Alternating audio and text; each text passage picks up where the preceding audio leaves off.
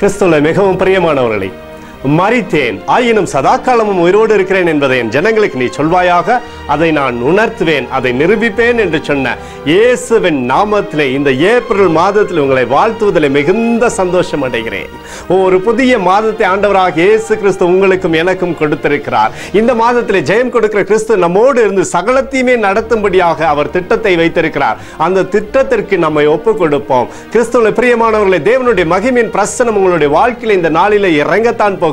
இந்த மாதம் முழுவதும் அவர் உங்களை ஆசீர்வதித்து வழிநடத்தும்படியான திட்டத்தை வைத்திருக்கிறார். ஆகவே தான் உங்களோடு இந்த நாளிலும் அவர் ஒரு உடன்படிக்கையை பண்ணுகிறார். இந்த மாதம் முழுவதும் அவர் உங்களை நடத்தும்படியாக ஒரு ஆசீர்வாதத்தை உங்கள் மத்தியிலே தர விருப்பப்படுகிறார். பிரியமானவர்களே, ஆண்டவருடைய சமூகத்தில் இருந்து அப்பா உம்முடைய ஜனங்களுக்கு பேசும்படியான வார்த்தையை தாரும் என்று சொல்லி கேட்ட பொழுது ஆண்டவர் எனக்கு இடைப்பட்டு கொடுத்த வார்த்தையை உங்களுக்கு நான் வாசிக்கின்றேன். இந்த வார்த்தை தான் இந்த மாதம் முழுவதும் உங்களுக்கு வாக்குத்தத்தமாக இருந்து நடத்த போகின்றது. உங்களுக்கு அந்த வார்த்தையை நான் வாசிக்க விருப்பப்படுகின்றேன். 1 கொரிந்தியர் 15:57.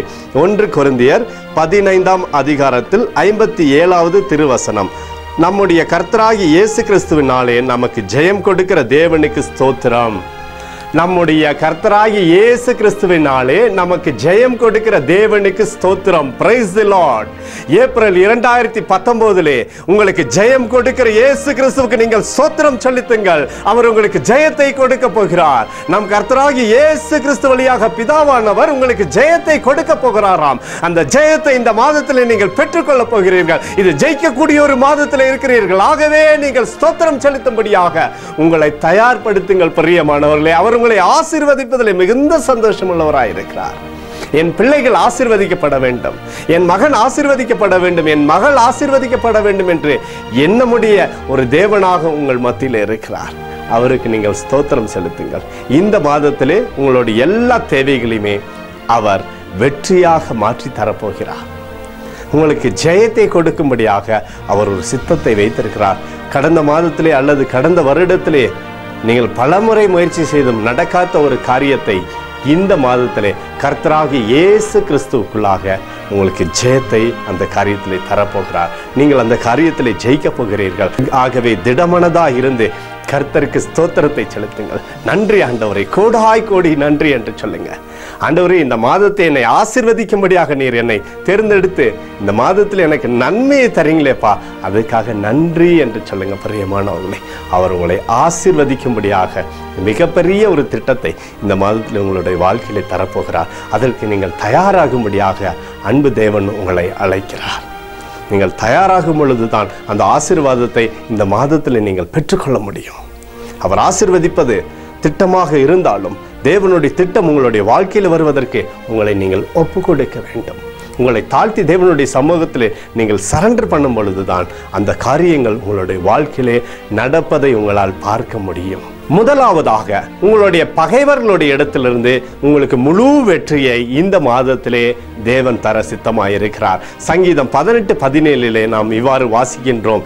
என்னிலும் அதிக பலவானாயிருந்த என் பலத்த சத்ருவுக்கு என்னை பகைக்கிறவர்களுக்கும் என்னை விடுவித்தார் என்று சொல்லி வாசிக்கிறோம். உங்களிலும் அதிக பலன் உள்ளவனாக இருக்கலாம். உங்களுடைய சத்ரு, உங்களோடு போராடுகிறவர்கள், உங்கள் மீது பொறாமை வைத்திருக்கிறவர்கள் உங்களிலும் அதிக பலவானாயிருக்கலாம். உங்கள் சத்ரு உங்களோடு போராடி கொண்டிருக்கலாம். ஆனால் தேவன் உங்களை அவர்களுடைய கையிலிருந்து விடுவிக்கக்கூடிய மாதம் தான் இந்த ஏப்ரல் மாதம். தேவன் உங்களை விடுதலை ஆக்கி அவர்களிலிருந்து உங்களை தப்புவித்து உங்களுக்கு நன்மை தருகிற மாதம் தான் இந்த மாதம். தொடர்ந்து நாம் வாசிக்கிறோம். சங்கீதம் 18:19 அவர் விசாலமான இடத்திலே என்னை கொண்டு வந்து என் மேல் பிரியமாயிருக்கிறபடினாலே என்னை தப்புவித்தார் என்று சொல்லி அவர் உங்களை விசாலமான இடத்திற்கு இந்த மாதத்திலே அழைத்து செல்ல போகிறார். ஒரு விசாலம் உண்டாக போகிறது. உங்களுடைய வாழ்க்கையில் நன்மை உண்டாகும்படியாக, பெரிய காரியங்களை நீங்கள் சாதிக்கும்படியாக ஒரு ஆசீர்வாதத்தை உங்களுக்கு தரப்போகிறார். பிரியமானவர்களே, அவர் உங்கள் மீது பிரியமாய் இருக்கிறபடினாலே அவர் உங்களை தப்பு வைக்கின்றார் என்று சொல்லி நாம் வாசிக்க கேட்கிறோம். அவர் உங்கள் மீது பிரியமாய் இருக்கிறார். அல்லும் பகலும் தேவன் உங்கள் மீது பிரியமாகவே இருக்கிறார். நீங்கள் தான் தேவனை விட்டு பல நேரங்களிலே வழி விலகி சென்றிருக்கிறீர்கள். அவர் உங்களை பார்க்கும்படியாக, உங்களோடு பேசும்படியாக, உங்களோடு அவருடைய சித்தத்தை சொல்லும்படியாக அவளோடு காத்து கொண்டிருக்கிறார். உங்களுக்காக வழியின் மீது விழியை வைத்து காத்து கொண்டிருக்கக்கூடிய ஒரு தேவனாய் இருக்கிறார். பிரியமானவர்களே, அவர் உங்களை விசாலமான இடத்திற்கு கொண்டு போகும்படியான பெரிய திட்டங்களை வைத்திருக்கிறார். ஆகவே தான் இந்த மாதத்தில் உங்களை முழுமையாக நீங்கள் சரண்டர் செய்ய வேண்டிய சூழ்நிலையில் இருக்கிறீர்கள்.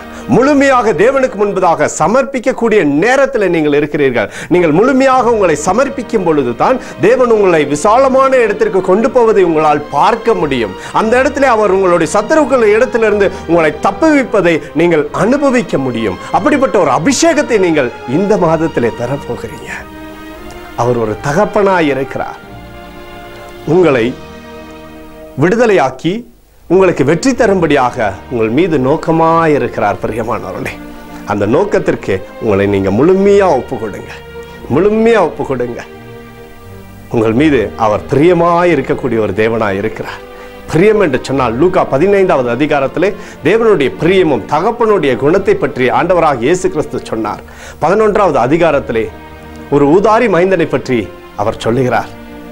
அதிலே அந்த ஊதாரி மைந்தன் தன்னுடைய தகப்பனிடத்திலிருந்து சொத்துக்கள் எல்லாம் பிரித்து வாங்கி அவன் வெளி தேசங்களுக்கு சென்று உதாரித்தனமாக வாழ்கின்றான். எல்லா பணமும் செலவழிந்தவுடன், அவனுடைய ஆஸ்தியெல்லாம் செலவழிந்தவுடன் அந்த தேசத்திலே பஞ்சம் வர அந்த தேசத்தில் இருக்கக்கூடிய ஒரு மனிதனிடத்திலே போய் சேர்ந்து கொள்கிறான். அங்கே அவனை பன்னிகள் மேய்க்கும்படியாக, பன்னிகளை பார்க்கும்படியாக அவனுக்கு ஒரு வேலை கொடுக்கப்படுகின்றது. அந்த வேலையை அவன் செய்யும் பொழுது பன்றிகள் தின்றக்கூடிய தவிடுகளை சாப்பிடுவதற்கு ஒரு வாய்ப்பு இருக்குமா என்று சொல்லி பார்க்கிறான். ஆனால் அதிலும் அவனுக்கு வாய்ப்புகள் கொடுக்கப்படவில்லை. அப்பொழுது தான் அவன் யோசிக்கின்றான், ஓ, என் தகப்பனிடத்திலே நான் எவ்வாறு வாழ்ந்து வந்தேன், என்னுடைய தகப்பனுடைய வேலைக்காரர்கள் என்னிலும் மேலாக மிகுந்த சௌகரியத்தில் இருக்கிறார்கள் என்று சொல்லி அவன் தனக்குள்ளே ஒரு சிந்தனையை பண்ணினான். 18வது வசனத்திலே அவன் இப்படியாக தன்னுக்குள்ள இருக்கக்கூடிய ஆதங்கத்தை சொல்லுகிறான். நான் எழுந்து என் தகப்பனிடத்திலே போய், தகப்பனே, பரத்துக்கு விரோதமாகவும் உமக்கு முன்பதாகவும் பாவம் செய்தேன். இனிமேல் உம்முடைய குமாரன் என்று சொல்லப்படுவதற்கு நான் பாத்திரன் அல்ல. உம்முடைய கூலிக்காரனில் ஒருவனாக என்னை வைத்துக் கொள்ளும் என்பேன் என்று சொல்லி எழுந்து புறப்பட்டான். பாருங்க, அந்த இடத்துல அவன் ப்ரிப்பேர் ஆகிறான். அவன் தகப்பனிடத்துல பார்க்கும் பொழுது இதை நான் சொல்ல போகிறேன். என் தகப்பனுடைய இடத்துல எவ்வளவு மேன்மை இருந்தது, என்னுடைய வாழ்க்கை இன்றைக்கு சீரழிந்து போய்விட்டது. நான் தகப்பனிடத்தில் தான் இருந்தேன், ஆயினும் என் தகப்பனிடத்திலிருந்து நான் பிரிந்து வரும் பொழுது என்னுடைய வாழ்க்கையிலே ஆலோசனை சொல்வதற்கு ஆட்கள் இல்லை, கவுன்சிலிங் சொல்வதற்கு ஆட்கள் இல்லை. ஆகவே நான் சீரழிந்து போனேனே என்று சொல்லி தவிக்கக்கூடிய ஒரு எண்ணத்திலே வருகிறான். பிரியமானவர்களே, இன்றைக்கு உங்களுடைய வாழ்க்கையிலும் பல நேரங்களில் அப்படிப்பட்ட நேரங்கள் வந்திருக்கும். இன்றைக்கு உங்களுடைய வாழ்க்கையிலும் பல நாட்களிலே அப்படிப்பட்ட நேரங்கள் வந்திருக்கும். உங்களுக்கு கைட் பண்ணுவதற்கு யாருமே இல்லாமல் ஊதாரித்தனமாக இருந்திருப்பீங்க. தவறுகள் மேல் தவறுகளை செய்து அதுதான் நன்மையா இருக்கும் என்று சொல்லி வாழ்ந்திருப்பீர்கள். ஆனால் இன்றைக்கு வேதம் சொல்லுகிறது, உங்களுடைய தகப்பன் உங்களுக்காக காத்திருக்கிறார் என்று சொல்லி, உங்கள் மீது பிரியமா இருக்கிறார் என்று சொல்லி. இந்த உலகத்திலே நீங்கள் அடிமையாகி பாவத்திலே வாழ்ந்து கொண்டிருக்கலாம். அந்த உதாரி மைந்தன் செய்ததை போல உங்களுக்கும் செய்யும்படியாக ஒரு அழைப்பை தேவன் கொடுக்கிறார். ஆகவே தான் இந்த போதகத்தின் வழியாக ஒரு கவுன்சிலிங் உங்களுக்கு கொடுக்கப்படுகிறது. நீங்கள் மனம் திரும்பி கர்த்தரிடத்திலே வாருங்கள், அவருக்கு உங்களுக்கு நன்மையை தருவார் என்று சொல்லி. அந்த இடத்துல அந்த மனிதனுக்கு சூழ்நிலைகள் ஒரு பாடத்தை கற்பித்து கொடுத்தது. அவனுடைய முந்தைய நிலையை அவன் யோசித்து பார்க்கிறான். அப்பொழுது அவனுக்குள்ளாக ஒரு எண்ணம் உண்டாகிறது, நான் என் தகப்பனிடத்திலே போக வேண்டும், அந்த இடம் தான் எனக்கு நலன், அந்த இடத்துல சென்று ஒரு அடிமையாக இருந்தாலும் போதும், அந்த இடம் தான் எனக்கு ஜெயத்தை கொடுக்கும், எனக்கு வாழ்வை கொடுக்கும் என்று சொல்லி அவனுடைய முந்தைய வாழ்க்கை அவனுக்கு போதிக்கின்றது. பிரியமானவர்களே, இன்றைக்கு உங்களுடைய வாழ்க்கையில நீங்கள் தோல்வியடையும் போதெல்லாம் உங்களுக்கு போதனையாக வருவது தேவனுடைய வார்த்தை தான். ஒரு போதகர் வழியாகவோ, ஒரு SMS வழியாகவோ, ஒரு வாட்ஸ்அப் வழியாகவோ, ஒரு தேவ செய்தியின் வழியாகவோ தேவன் உங்களோடு பேசிக் கொண்டிருக்கிறார். அவரிடத்தில் திரும்பி வரும்படியாக ஒரு அழைப்பை விடுத்துக் கொண்டிருக்கிறார். நீங்கள் இந்த உலகத்தில் சென்று சாதிக்க வேண்டும் என்று சொல்லி தோல்வியை கண்டீர்களோ, இந்த நாளிலே கர்த்தராகிய இயேசு கிறிஸ்துவுடைய வார்த்தை வருகிறது, திரும்பி வா. Come back to Lord, you will have the victory. வெற்றி தருகிற தேவனுக்கு நீ ஸ்தோத்திரம் செலுத்தும்படியாக நீ திரும்பி வா என்று சொல்லி இந்த வேதம் உங்களுக்கு அழைப்பை விடுக்கின்றது. இந்த வார்த்தை உங்களுக்கு அழைப்பை விடுக்கின்றது. தேவனிடத்திலே மனநிறைவு உண்டு. நீங்கள் தோல்வி அடைந்தது போதும், இந்த நாளிலே திரும்பி வாங்கள் என்று சொல்லி இந்த வேதம் உங்களுக்கு அழைப்பை விடுக்கின்றது. அதே போல அந்த எண்ணம் அந்த மனிதனுக்கு உடனே தன் தகப்பனை நோக்கி ஓடி வருகிறான். தன் தகப்பனிடத்திலே வந்தான். அவன் தூரத்தில் வரும்போது அவனுடைய தகப்பன் அவனை கண்டு மனதுருகி ஓடி அவன் கழுத்தை கட்டி கொண்டு அவனை முத்தம் செய்தார். மனதுருகி ஓடி வந்தார். இன்றைக்கு மனதுருகக்கூடிய இயேசு கிறிஸ்து உங்களுக்காக இந்த உலகத்தில் உங்களை சந்திக்கும்படியாக, உங்களுடைய பாவங்களிலிருந்து உங்களுக்கு நிவர்த்தி தரும்படியாக, தன்னையே சிலுவையில் ஒப்பு கொடுக்கும்படியாக ஒரு மனதுருக்கமுடையவராய் உங்களை நோக்கி ஓடி வந்தார். என் மகன், என் மகள் வெற்றி பெற வேண்டும், வெற்றி பெறுவதே அவளுடைய இலக்கு, வெற்றி பெறுவதே அவளுடைய இலக்கு என்று சொல்லி உங்களுக்காக மனதுருகி ஓடி வந்த தேவன் உங்களுக்காய் காத்து கொண்டிருக்கிறார். உங்களை கட்டி அணைத்து முத்தமிட்டு பரலோகத்தில் இருக்கக்கூடிய அத்தனை ஆசீர்வாதங்களும் தந்து உங்களை கம்பீரமாக சகலத்திலுமே வெற்றியாக நடக்கும்படியான ஒரு தீர்மானத்தை உங்களுக்கு கொடுக்கும்படியாக தேவன் உங்களை ஆசீர்வதிக்கும்படி விருப்பப்படுகிற மாதம் தான் இந்த மாதம். பிரியமானவர்களே, அந்த மனிதன் தன் தகப்பனிடத்தில் வந்த பொழுது அவன் இதை சொல்ல வேண்டும், அதை சொல்ல வேண்டும் என்று சொல்லி எண்ணிக்கொண்டிருந்தான். ஆனால் தகப்பனோ அவனை கழுத்தை தழுவி கொண்டு கட்டி அணைத்து முத்தம் செய்தார். உடனடியாக அவனுக்கு ஒரு கௌரவம் கொடுக்கப்பட்டது. இழந்து போன ஸ்தானத்தை மீண்டுமாக அவனுக்கு கொடுத்தார். அவனை உயர்ந்த இடத்துல கொண்டு போனார். பிரியமானவர்களே, ஒரு மிகப்பெரிய ஒரு விழாவை ஏற்பாடு செய்தார். இப்படித்தான் உங்களுடைய தகப்பன் இயேசுவானவர் இன்றைக்கு உங்களை அப்படித்தான் ஆசீர்வதிக்க விருப்பப்படுகிறார். நீங்கள் இழந்து போனீர்களோ, இன்றைக்கு இயேசுவின் இடத்தில் இந்த தேவ செய்தியின் வழியாக திரும்பி வரும் பொழுது சகலத்தையும் பெற்றுக் கொள்ளப் போகிறீர்கள். உங்களுக்கு அவருடைய அரவணைப்பு இருக்க போகிறது, அவருடைய முத்தம் இருக்க போகிறது, அவர் உங்களுக்கு மோதிரத்தை அணிவிக்க போகிறார். நீங்கள் உயர்ந்த அடைக்கலத்தில் மீண்டும் கொண்டு போய் சேர்க்கப்பட போகிறீர்கள். தேவனுடைய புத்திரர் என்று சொல்லி அழைக்கப்பட போகிறீர்கள். பிசாசுக்கு இந்த மாதத்தில் தோல்வி உண்டாகிற நாள் தான் இது. பிசாசுக்கு உங்களுடைய வாழ்க்கையில் இந்த நாளில் அதிகாரம் இழக்கப்படுகிற நாள். இயேசு கிறிஸ்துவினாலே ஜெயத்தை நீங்கள் பெற்றுக்கொள்கிற மாதம் தான் இந்த மாதம். ஏப்ரல் மாதத்தில் தேவனுடைய மகிமையின் பிரசனம் உங்கள் மீது இறங்குகிறது. ஆகவே உங்களுடைய இருதயத்தில் தேவன் பக்கமாய் திரும்புங்கள். ஓ, போதும் இந்த பொல்லாத வாழ்க்கை, நான் செய்த பாவங்கள் எல்லாம் போதும், மோசங்கள் எல்லாம் போதும், நான் வாழ்ந்த வாழ்க்கையிலே எனக்குள்ளாக இருந்த ரகசிய பாவங்கள் போதும், இன்றைக்கு நான் மனம் திரும்பி என் தகப்பனிடத்திலே வரப்போகிறேன். இந்த ஏப்ரல் மாதத்தில் ஜெயம் எடுக்கக்கூடிய கர்த்தராகிய இயேசு கிறிஸ்துவினாலே நான் ஜெயத்தை எடுக்க போகிறேன் என்று சொல்லி திரும்பி வாங்க. தேவனாகிய இயேசு கிறிஸ்து உங்களுக்காய் காத்து கொண்டிருக்கிறார். வழிமேலே வெளி வைத்து உங்களுக்காக காத்து கொண்டிருக்கிறார். என்னுடைய பிள்ளைக்கு நான் ஆசீர்வாதத்தை கொடுக்க வேண்டும் என்று சொல்லி அவர் காத்து கொண்டிருக்கிறார். அப்படிப்பட்ட சூழ்நிலைகளிலே தேவன் பக்கமாய் நீங்கள் திரும்பி வரும்படியாக உங்களுக்கு ஒரு மிகப்பெரிய ஒரு அழைப்பை ஆண்டவர் கொடுக்கிறார்.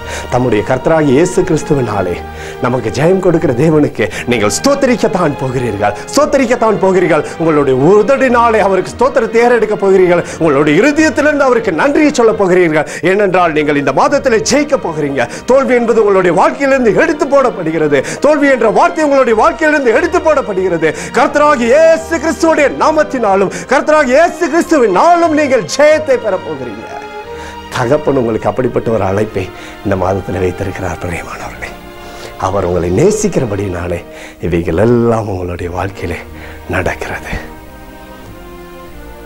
மூன்றாவதாக, நீங்கள் சந்தர்ப்ப சூழ்நிலைகளிலிருந்து விலக்கி வெற்றியை பெற்றுக்கொள்ளப் போகிறீர்கள். ஒரு மிகப்பெரிய ஒரு ஞானத்தை ஆண்டவர் இந்த மாதத்தில் உங்களுக்கு கொடுக்க போகிறார். பரிசேயர் இயேசு கிறிஸ்துவை சோதிக்கும்படியாக ஆட்களை அனுப்பி இயேசுவின் இடத்திலே கேட்டார்கள். சீசருக்கு வரி செலுத்துவது நியாயமா என்று சொல்லி கேட்டார்கள்.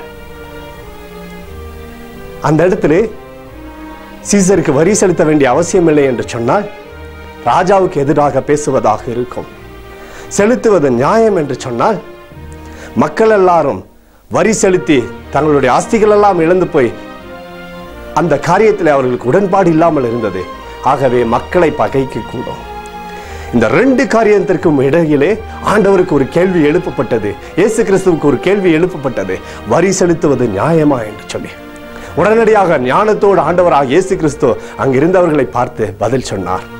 என்னிடத்திலே ஒரு காசை கொண்டு வாருங்கள் என்று சொன்னார்.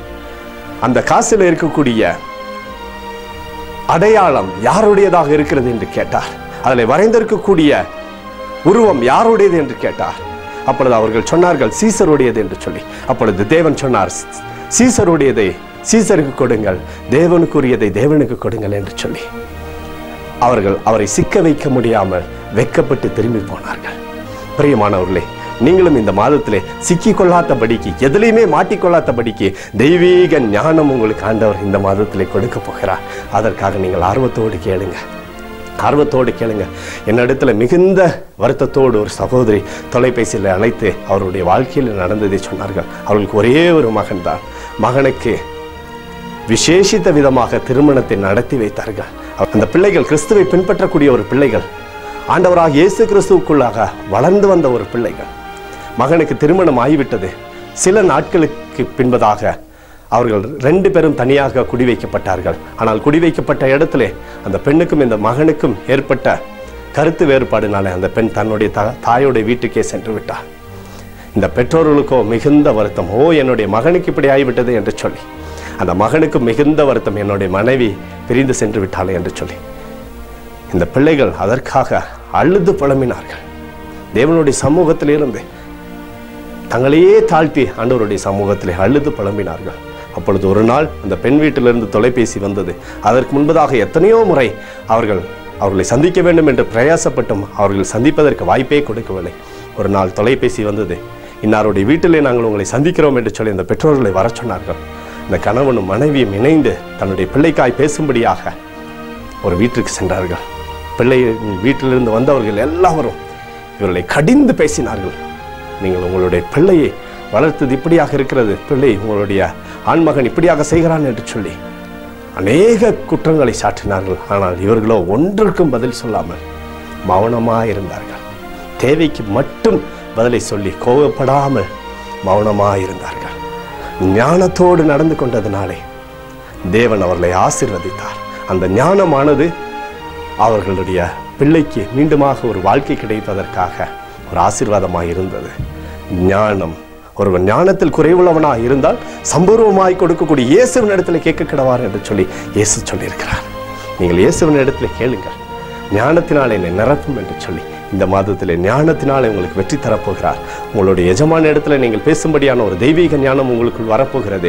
உங்களுடைய ஊழியத்தில் ஞானத்தோடு பேசி ஆத்மாக்களை அறுவடை செய்யும்படியான ஒரு கிருபை வரப்போகிறது. ஞானமிக்க பிள்ளைகளாக சகலத்திலுமே நீங்க ஜெயிக்க போறீங்க. ஒரு தெய்வீக ஞானத்தினால நீங்க உங்களுக்கு கவுன்சிலிங்ல நீங்க ஜெயிக்க போறீங்க, வேலையில ஜெயிக்க போறீங்க, ப்ரமோஷன்ல ஜெயிக்க போறீங்க, சகலத்திலும் நீங்க ஜெயிக்க போறீங்க. இயேசு கிறிஸ்துவுடைய ஞானமிக்க அபிஷேகம் உங்கள் மீது வரத்தான் போகிறது. பிரியமானவர்களே, உங்களுக்கு அவர் வெற்றியை தருகிற தேவனாய் இருக்கிறார். கர்த்தராக இயேசு கிறிஸ்துவுக்குள்ள வெற்றி தருகிற மாதத்தில் நீங்க இருக்கிறீங்க. உங்களையே தாழ்த்தி ஆண்டவருடைய சமூகத்தில் ஒப்பு கொடுப்பீங்களா? ஆண்டவரே, என்னை ஒப்பு கொடுக்குற ஆண்டவரே, உங்க பிள்ளை ஆண்டவரே, நான் வந்திருக்கிறேன், எனக்கு உயர்ந்த ஸ்தானத்தை கொடுங்கப்பான்னு சொல்லி கேளுங்க.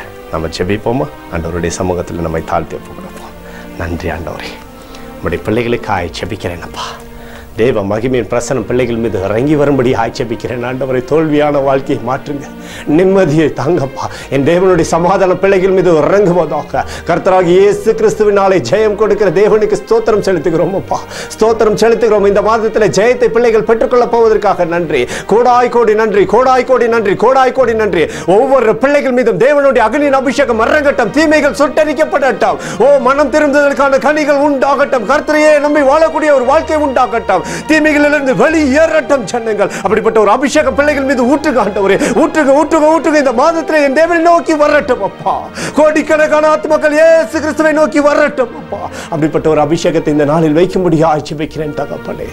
குறைவுகள் எல்லாம் மாற்றுங்க, குறைவுகள் எல்லாம் மாற்றுங்கப்பா, குறைவுகள் எல்லாம் மாற்றி ஆண்டவரே ஒரு மகிமையின் பிரசனத்தினால் இந்த பிள்ளைகளை நீங்க அழைத்து செல்லுங்கப்பா.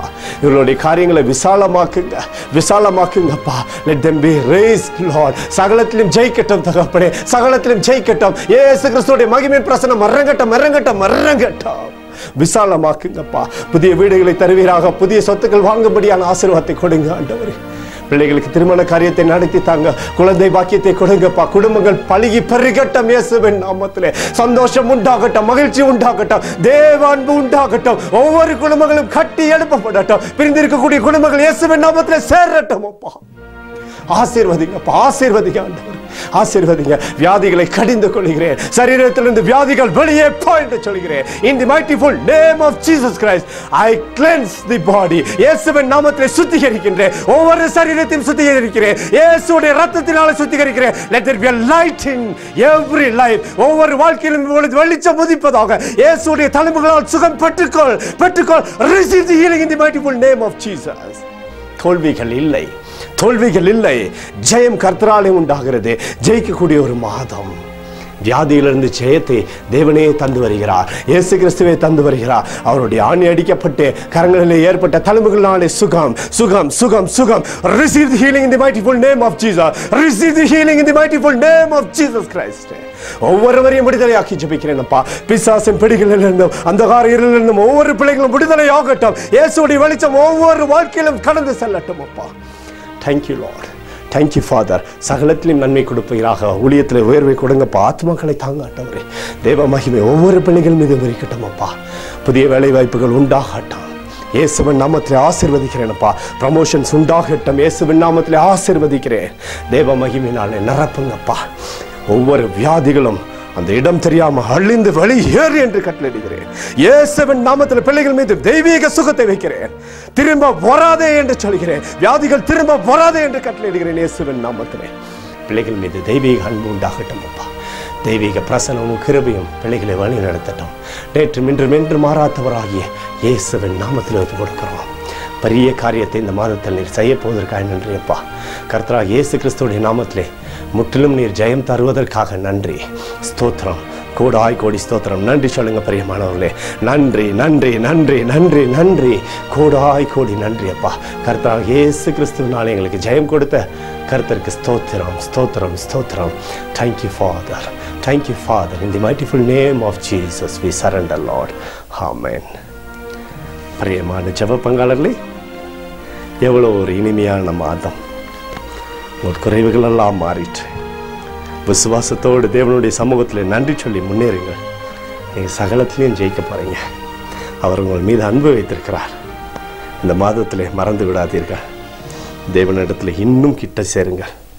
அவர் உங்களை கட்டி அணைப்பதை உணருங்கள். அவர் உங்களுக்கு முத்தமிடுவதை உணருங்கள்.